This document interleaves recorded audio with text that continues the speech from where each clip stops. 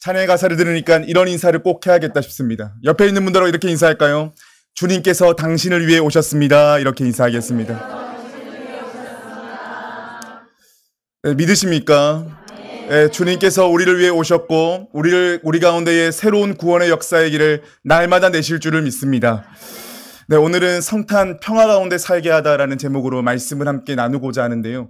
여러분 2020년대에 들어서서 가장 사람들에게 큰 영향을 준 사건을 하나 꼽으라 그러면 뭘 꼽으시겠습니까? 코로나. 예, 그렇습니다. 오늘 저의 의중과 참 맞아서 감사한데. 그렇죠. 아마도 우리는 코로나를 꼽게 될 겁니다. 사실 우리 모두가 다 코로나가 맨 처음 시작할 때 신종플루나 메르스를 우리가 겪어봤기 때문에 이거 한두 달 지나면 다 끝날 것이다 라고 예상을 했지요. 그런데 이게 무슨 일입니까? 이 첨단 기술과 의학이 고도로 발전되어 가고 있는 시대 속에서 어떤 한 바이러스가 2년 내지 3년 정도를 삼켜버립니다. 참으로 일상이 이토록 빠르게 달라졌던 적이 없었지요. 이 코로나는 이 개인의 삶뿐만 아니라 전 세계의 정치, 경제, 사회, 문화 모든 영역들을 확 뒤바뀌어 놨습니다. 그래서 마치 모든 걸 빨아들이는 거대한 블랙홀 같이 느껴졌지요. 모두가 바뀐 일상을 살아가면서 고군분투 열심히 살아가고 있는데 시간이 지나면 지날수록 지치는 겁니다. 내가 무슨 일을 하고 있건 간에 말이죠. 그래서 그때 반성적으로 나왔던 목소리가 뭐였냐면 물리적인 방역만 할 게 아니라 심리적인 방역도 해야 된다라는 말이 있었습니다. 그래서 어느 한 설문조사에서 20년도 6월 달에 코로나로 인해 개인이 느끼는 감정을 분석한 결과를 발표한 적이 있는데요. 어떤 감정들이 제일 많이 나오실 것 같으세요? 네, 오늘 쌍방이 좀 되는데. 긍정적인 감정보다요, 이 부정적인 감정이 평소보다 4, 5배 더 많았다고 그럽니다. 제일 많이 나온 단어가 4가지 단어라 그러는데요. 분노, 두려움, 혐오, 슬픔. 이 4단어가 이 코로나가 한창일 때 제일 많이 나왔던 단어입니다. 왜 그런 거 보니까 안전이나 경제적 위기나 수업 중단 등과 같은 현상으로 인해 분노했고, 확진자 증가나 확진자 징후나 바이러스 노출 등의 요소가 두려움을 조성했고요.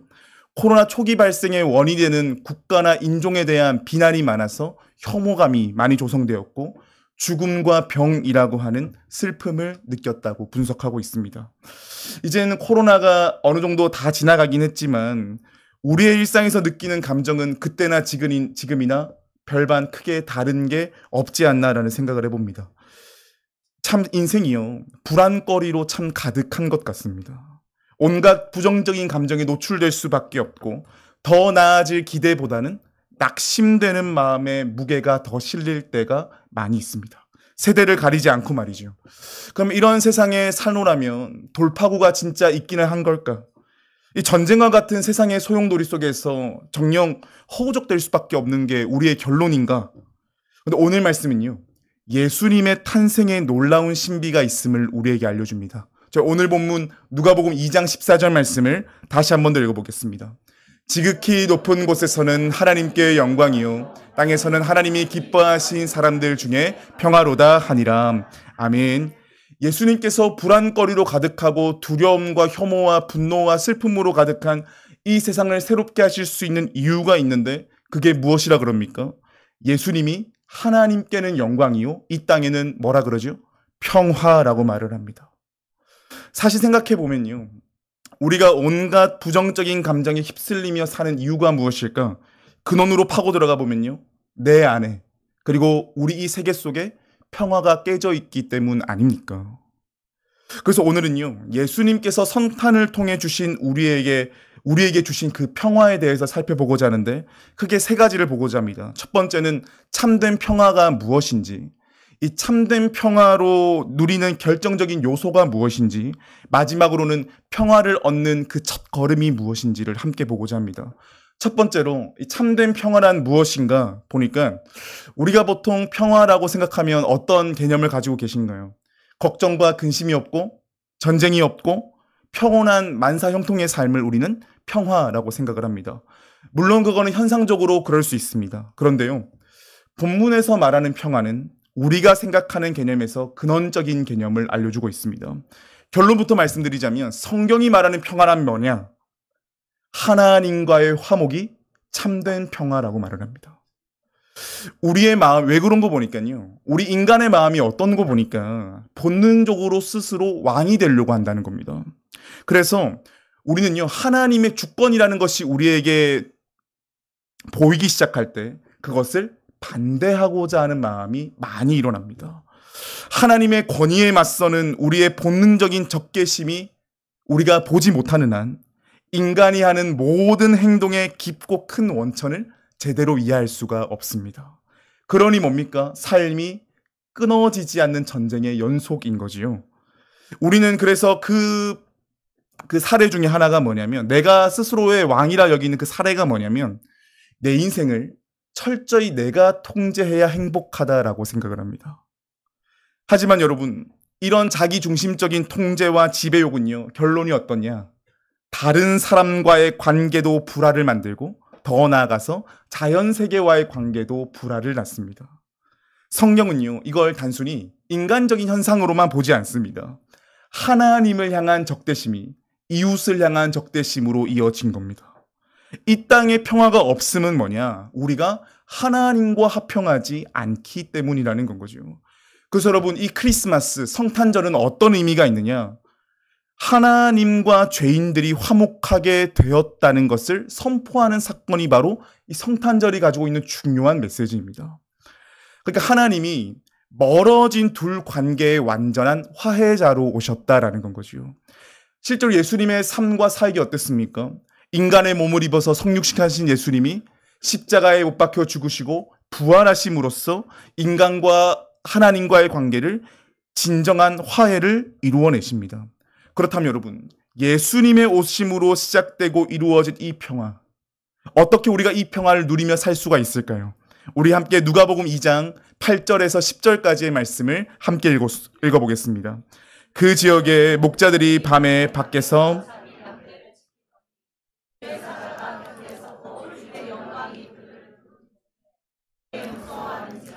천사가 이르되 무서워하지 말라. 보라, 내가 온 백성에게 미칠 큰 기쁨의 좋은 소식을 너희에게 전하노라. 아멘. 자, 보니까 지금 예수님의 탄생을 목격하고 있는 목자들에 대해서 소개해주고 있는데, 예수님의 나심을 전하러 온 천사를 본 목자들의 첫 번째 반응이 어떻지요? 10절 말씀을 보니까 그 힌트를 알 수 있습니다. 천사가 이르되 무서워하지 말라. 무서워하지 말라고 말한 거는 목자들이 어땠기 때문이죠? 무서워했기 때문에 무서워하지 말라고 말을 하는 거죠. 무서워했을 이유가 여러 가지일 수 있습니다. 우리도 그렇죠. 낯선 존재가 내 앞에 딱 있으면 당장 좀 무섭다라는 생각이 듭니다. 근데 여러분, 말씀을 보시면 좀 더 주목해 볼 부분은 뭐냐면, 주의 영광이 그들을 두루 비춤에 크게 무서워한지라 그럽니다. 이 부분을 잠시 머물러 보시면, 그럼 이들을 지금 비추고 있는 건 뭐라는 거죠? 주님의 영광이라고 그럽니다. 지금 이들을 비추는 건 로마 제국의 권력이 아니고 헤롯의 폭정이 아니고 뭐가 비추고 있냐면 주의 영광이 이들을 비추고 있습니다. 자, 그럼 여러분, 상식적으로 생각해 봤을 때, 우리가 가지고 있는 신앙의 경험으로 생각해 봤을 때, 주의 영광이 비추면 어떻게 하는 게 맞습니까? 용기를 얻고 힘을 얻는 게 맞는 것 같아요. 근데 지금 무서워하고 있다라는 건 거죠. 지금 두려움의 원인이요, 단순히 낯설어서가 아니라는 겁니다. 더 근원적인 이유가 있다라는 거예요. 여러분, 이 장면과 유사한 장면이 어디에 등장하냐면, 창세기 3장을 보시면 아담과 하와가 뱀의 꼬임에 넘어가서 선악과를 먹고 난 뒤에 하나님께서 아담과 하와를 부르십니다. 그때 여러분, 아담과 하와가 어떻게 반응하셨는지 기억하시나요? 창세기 3장 10절 말씀 함께 읽어보겠습니다. 이르되 내가 동산에서 하나님의 소리를 듣고 내가 벗었으므로 두려워하여 숨었나이다. 아멘. 자, 아담과 하와의 반응이 어떻습니까? 두려워하고 숨었다고 그럽니다. 좀 더 다듬어지게 표현하면 하나님을 마주하게 됐는데 두려움과 공포를 느낍니다. 여러분, 보통 사람들의 말처럼 사람이 자기 결정대로 선택했으면 어떻게 해야 돼요? 행복해야 되는 게 보통의 상식 아닙니까? 그런데 지금 그 결과물이 뭡니까? 두려움과 공포였습니다. 다른 말로 말하면 여기에서 뭘 알 수가 있는가 보니까, 사람이요, 하나님과의 관계가 어그러질 때 두려움과 공포에 휩싸이게 됩니다. 좀 더 가볼까요? 본래 인간은 어떤 존재로 지음받았다는 거죠? 하나님과 온전한 관계를 누리도록 지음을 받았다라는 겁니다. 이게 원래 인간의 현실이라는 거죠. 근데 여러분, 우리가 지금 마주하고 있는 세상은 어떤 세상입니까? 뱀의 거짓말이 아담과 하와를 유혹한 것처럼 여러 가지의 방법으로 우리의 진짜 현실을 뺏어갑니다.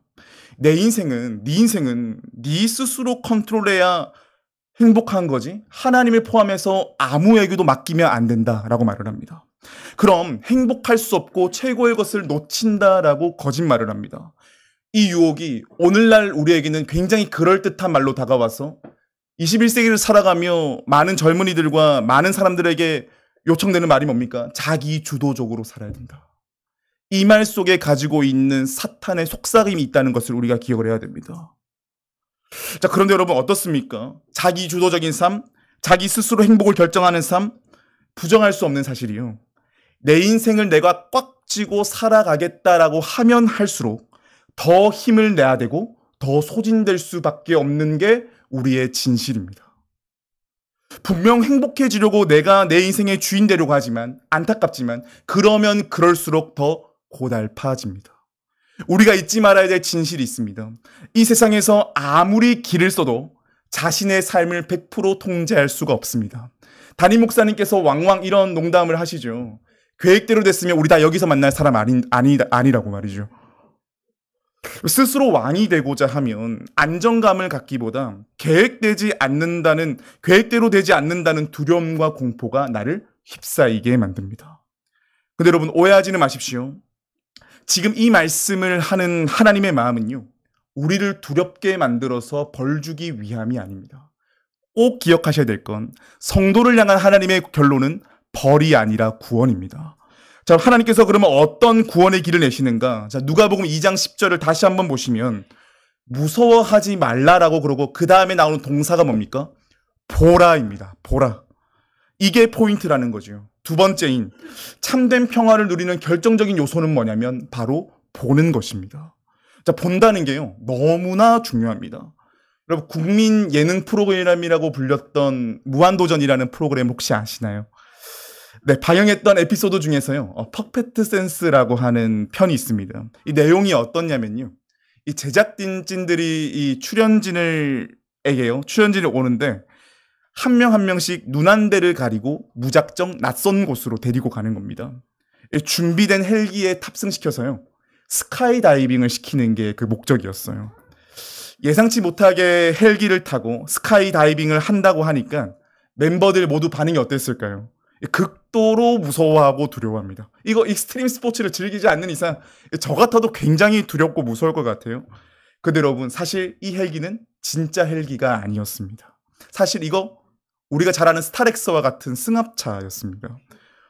어찌된 일인고 하니까요, 이 제작진들이 출연진들의 도착 시간에 맞춰서 녹음된 헬기 소리를 굉장히 크게 틀어놓고요, 강풍기 커다란 걸 놔둬놔서 차에 내려서 헬기를 타려고 하는 그 느낌, 프로펠러가 돌아가는 그 느낌을 준 거예요. 그리고 차가 뒤흔들릴 수 있도록 기구를 설치해놔서 좌우로 막 움직이게, 마치 난기류를 만난 헬기처럼 만들어 놓은 건 거죠. 그러니까 이렇게 설치해 놓으니까 눈에 안대를 끼고 있는 멤버들은 지금 어떤 인상을 받냐면 나 지금 진짜 헬기 탔나 보다 라고 하는 인상을 받는 건 거죠. 그리고 어느 정도로 지독하냐면 완벽하게 속이기 위해서 승합차에 차기름이 아니라 헬기 기름을 넣어 놓는 건 겁니다. 멤버들 반응이 참으로 재밌지요. 자기가 헬기에 탄 줄 알고 각양각색의 리액션을 막 벌입니다. 그리고 마침 스카이다이빙을 이제 하는 겁니다. 셋, 둘, 하나 했는데 뛰어내리니 벌써 착지가 된 거예요. 그래서 그렇게 되는 순간 이제 재미는 여기서부터 나오죠. 멤버들이 눈에 쓰고 있던 안대를 벗어서 주변을 둘러보니까 허무함과 허탈함과 민망함이 한꺼번에 밀려 들어오는 겁니다. 그래서 그런 리액션이 시청자들에게 즐거움으로 다가왔지요. 만약 여러분 이것을 돌이켜봐서 다시 생각해 볼까요? 만약에 그 출연진들이요, 안대를 끼지 않고 그 현장에 갔다 그러면 무서워할까요? 안 무서워하죠. 왜냐하면 아무리 강풍기 세게 틀어놓고 헬기 기름의 냄새를 맡아도 저거는 승합차여서 절대 못 떠라고 하는 확신 중에 확신이 있기 때문입니다. 그런데 눈을 가리고 있으니까 실제 들려지는 소리와 바람을 통해서 느껴지는 촉감이 전부라고 느끼는 건 거지요. 여러분, 그러니 여기서 우리가 알 수 있는 진실이 뭡니까? 무엇인가를 본다는 게 참으로 중요하다라는 겁니다. 주님께서 이런 인간의 속성을 정확하게 아시는 건 거지요. 보지 않으면 두렵지만 보면 두렵지 않다라는 겁니다. 지금 말씀에서 성도인 우리가 무엇을 바라봐야 되느냐? 말씀은 명백히 말합니다. 큰 기쁨의 소식을 보라 그럽니다. 큰 기쁨의 소식인 예수 그리스도를 보라고 말씀하십니다. 왜 그러냐? 여러분 아멘 하시길 축복합니다. 예수 그리스도를 보면 내 삶을 어둡게 지배했던 두려움이 사라집니다. 두려움은 우리의 삶에서 힘을 잃게 됩니다. 내 자신을 정당해 해왔던 우울한 부담에서부터 나 자신을 지킬 수가 있습니다. 왜 그렇습니까? 우리 주님이 그러려고 오셨기 때문입니다. 이사야 9장 6절을 보면요. 예수님의 오심을 이렇게 먼저 이사야가 예언을 하고 있는데 저희 함께 읽어보겠습니다. 이는 한 아기가 우리에게 낳고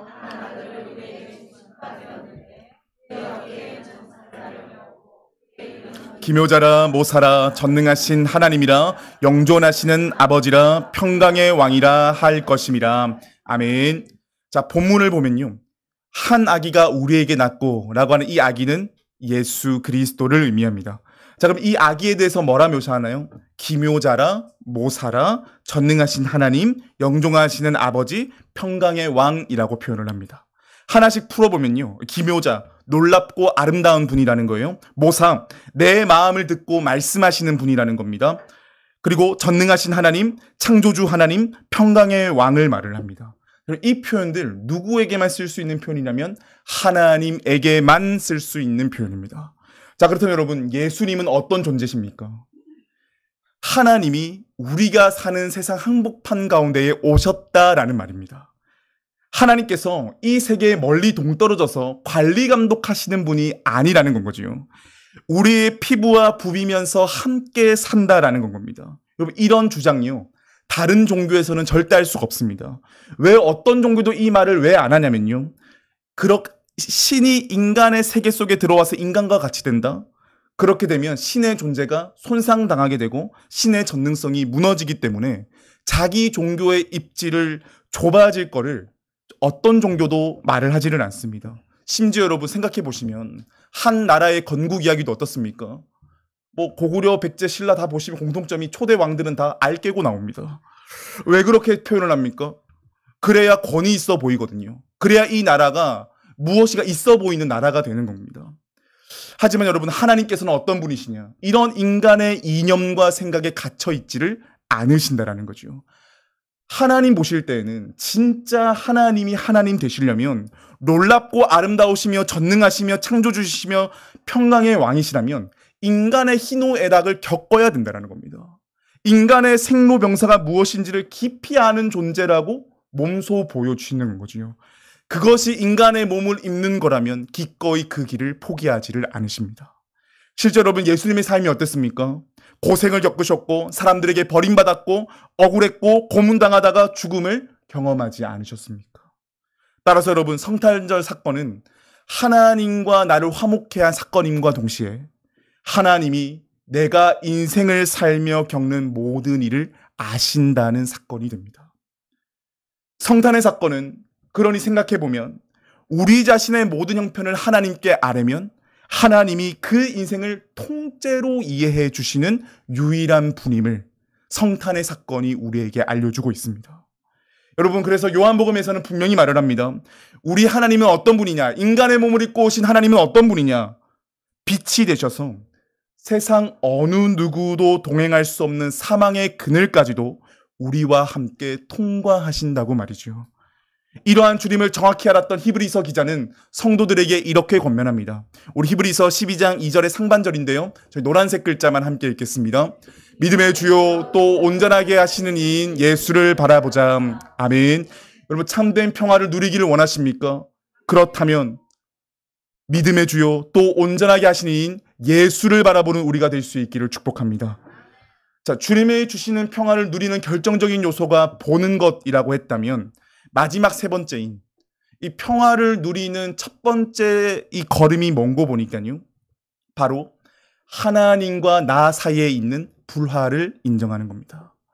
여러분 병원에서 병이 낫는 길도 어떻게 시작되죠? 아무리 명의가 있어도요, 환자가 자기 병명을 얘기하지 않으면 명의는 고쳐줄 수가 없습니다. 모든 병이 낫는 과정도 환자가 자기의 질병을 정직하게 고백할 때 치유가 일어나게 됩니다. 마찬가지라는 거지요. 내 삶에 하나님을 인정하지 못하는 그 자리를 정직하게 인정하셔야 됩니다. 우리가 오늘 읽진 않았지만 누가복음 2장 7절 말씀을 보시면 예수님께서 구유에 누이셨다라는 표현이 나와 있습니다. 여러분, 구유에 누이셨다는 표현을 통해서 우리가 알 수 있는 사실이 있죠.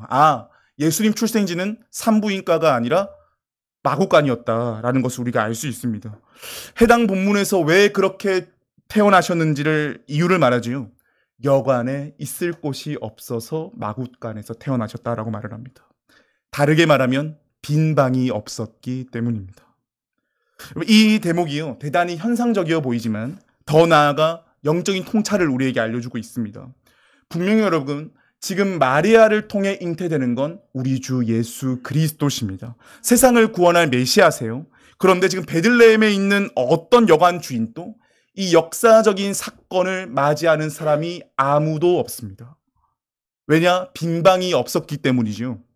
물론 이건 물리적인 방이 없어서입니다. 근데 이 안에는 뭐냐면 물리적인 방도 없었지만 마음의 빈 방도 없었기 때문입니다. 여관 주인의 관심은 어디에 있을까요? 마치 어부의 관심이 만선에 있는 것처럼 여관 주인의 관심도 방이 손님으로 가득 차 있는 것이 오직 그거에만 관심이 있습니다. 왜 그렇습니까? 자신에게 당장 도움이 되고 이익이 되는데 빠르게 반응하기 때문이지요. 그 외에는 관심을 두지를 않습니다. 우리가 알고 있는 배경지식 중에 하나가 아기 예수님이 태어날 때 누가 예수님을 찾아옵니까? 동방의 박사들이 예수님을 찾아옵니다. 이들이 그냥 오는 게 아니라 온갖 선물들 가지고 예수님께 오죠. 근데요, 성경 어디에도 여관 주인이 나와서 동방 박사들이 오는 걸 보더라 이런 대목이 한 대목도 없습니다. 특별한 사건이 일어났지만 별 관심이 없었던 건 거지요. 여관 주인에게는 빈 방이 없었을 뿐만 아니라 시면 더 깊은 곳에는 자기 자신으로 자기 인생의 방을 가득 채워놔서 우리 주 예수 그리스도를 모실 빈 방이 하나도 없었던 겁니다. 정확히 말하면 나 자신으로 가득 채워 있어서 주님을 거절한 겁니다. 우리가 알아야 할 것이요 뭐라면 우리의 삶도 예수님을 다양한 방식으로 거절을 합니다.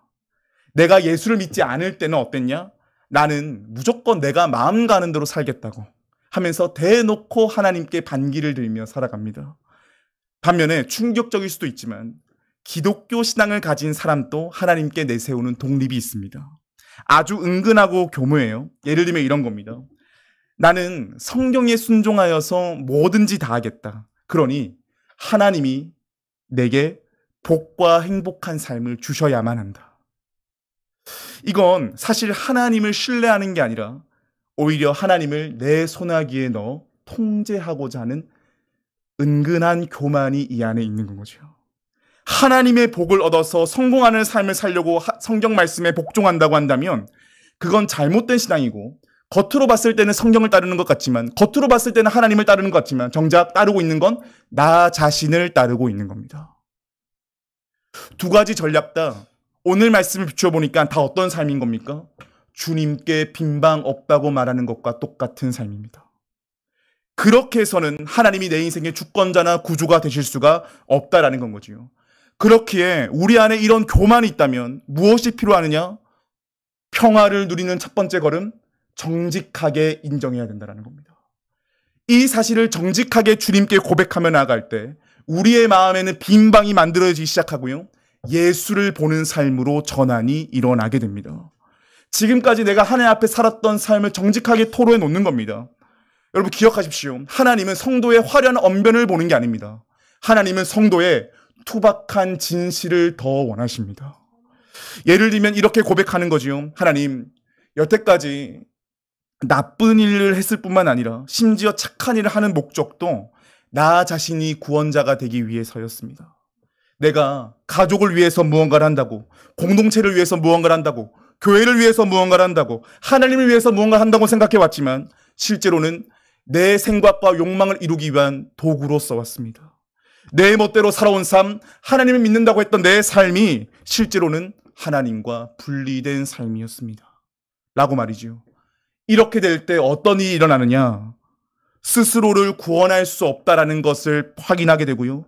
여기에서 우리는 예수 그리스도께서 해주신 일에 온전히 신뢰하게 되고 기존에 살아왔던 삶의 방식에서 돌이킬 수 있게 됩니다. 이것이 바로 평화이신 주님이 내 안에 현실이 되고 충만하게 살아가는 첫 걸음이 됩니다. 그래서 이 밤 여러분들께 축복합니다. 정직한 영을 새롭게 해달라고 기도할 수 있는 저와 여러분들 될 수 있기를 축복합니다. 그때 명의이신 하나님이 여러분들의 삶을 만져주실 줄을 믿습니다. 말씀을 마무리하면서요. 이 자리에 있는 우리 모두 참된 평화를 원하는 사람들입니다. 그 평화를 위해 원하면서 구하며 기도하지만 평화가 왜 우리의 삶에 펼쳐지기가 힘들까? 말씀을 보니까 우리의 삶은 어떤가요? 피부로 와닿는 것에 너무 적극적으로 반응하느라 하나님을 놓치고 있는 우리의 모습은 아닙니까? 내게 들이닥친 사건 하나, 감정 하나, 생각 하나에 치여서 매몰되어 있기 때문에 그런 건 아닙니까? 그렇다 보니 신앙의 방향이 주님 문제가 생겼는데 해결해 달라고, 아니면 문제를 없이 해달라고, 이런 간구가 우리의 신앙의 주된 흐름은 아닙니까? 여러분 오해하지 마실 건 성도가 이런 기도를 하는 것 참으로 소중하고 중요한 일입니다. 이런 기도가 신앙의 과정 속에 있는 것 자연스러운 일입니다. 하지만 문제 해결이 신앙의 목적이라고 할 때는 잘못된 겁니다. 오늘 말씀을 기억하면서 우리의 신앙의 태도가 전환될 수 있기를 축복하는데요. 참된 평화는 뭐냐? 하나님과의 화목을 통해서만 이루어질 수 있음을 보게 됩니다.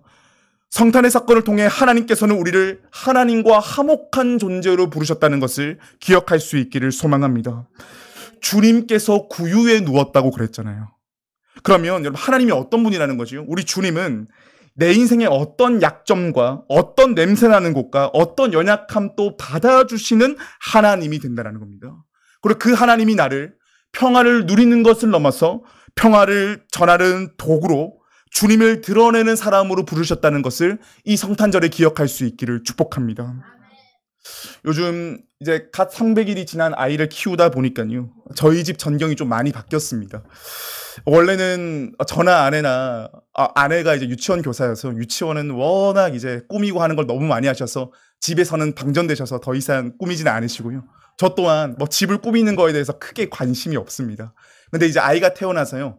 야, 그래도 이제 애가 태어나서 맞이하는 처음 성탄절인데 트리랑 이런 것도 좀 설치하자 그래가지고 아주 쿠팡이 요즘 잘 돼 있더라고요 보니까. 그래서 트리 괜찮은 걸 이렇게 하나 해서 전구를 둘러놨더니 꽤 크리스마스 느낌이 나는 겁니다. 그랬더니 자연스럽게 트리가 있으니까 뭐가 따라와야 되느냐? 노래가 따라와야 되더라고요 보니까.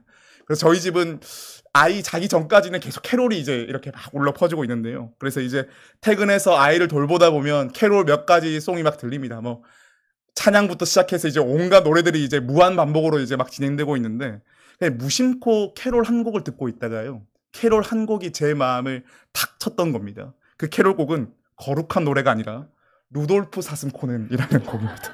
가사가 이렇습니다. 앞에 화면을 보실까요? 노래는 부르지 않겠지만 여러분들 마음속에 있겠죠 아마.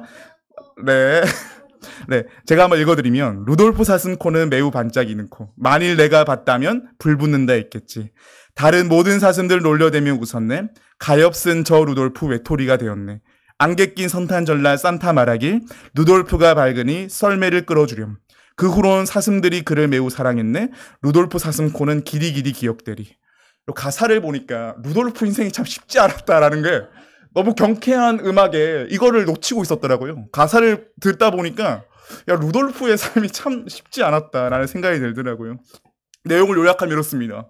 루돌프가 다른 사슴들에게 따돌림을 당했죠. 왜냐하면 코가 반짝이고 불 붙는 것 같다만 해서 따돌림을 당했습니다. 근데 이때 산타는 오히려 그의 그런 코를 보고 썰매를 끄는 존재로 부릅니다.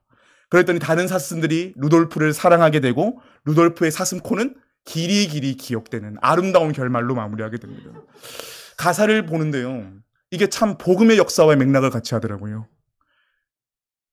사람은 어떻습니까? 내가 가지고 있는 상처와 아픔에 함몰되고 내가 가지고 있는 특이점이 남들과 다르다 그러면 우리는 내가 만든 어두운 동굴 속에 나를 밀어넣습니다. 더 이상 나는 안 될 거라고. 더 이상 나는 끝났다고. 내 인생을 보는 눈과 시각이 비관적이어집니다. 그런데 하나님은 그 사람을 부르셔서 쓰십니다. 하나님께서는 핍박받고 어려움을 겪는 자를 사용하십니다. 어떻게 가능합니까? 성탄절의 사건이. 하나님의 평화가 선포된 성탄절의 사건이 있었기 때문에, 주님이 우리의 삶에 먼저 오셨기 때문에, 우리 없는 하늘 원치 않아 우리의 삶에 오셨기 때문에 이 역사가 가능해졌습니다. 그리고 그 복을 오늘을 살아가고 있는 우리가 누리고 있는 줄로 믿습니다. 그래서 여러분 축복합니다. 성탄의 계절을 맞이하고 있는 지금 나의 상처와 아픔에 주목하느라 하나님께서 이미 이루신 일을 놓치지 않으시기를 바랍니다. 하나님과의 화목을 이룬 이 성탄의 사건을, 모든 연약함을 받아내신 주님의 사랑으로 가득 찬 이 성탄의 사건을 정면으로 받아들일 수 있기를 축복합니다. 그래서 하나님이 나를 참된 평화를 누리는 자를 넘어서 참된 평화를 전하는 자로 부르셨다는 것을 기억하며, 우리의 코는 반짝이고 불붙는 코여서 주님의 썰매를 끄는 거룩한 부르심 앞에 세워져 있음을 기억하며 살아갈 수 있는 저와 여러분들 될 수 있기를 축복합니다. 하나님이 주신 평화 안에 살아갈 수 있는 우리가 될 수 있기를 주님의 이름으로 간절히 축복합니다.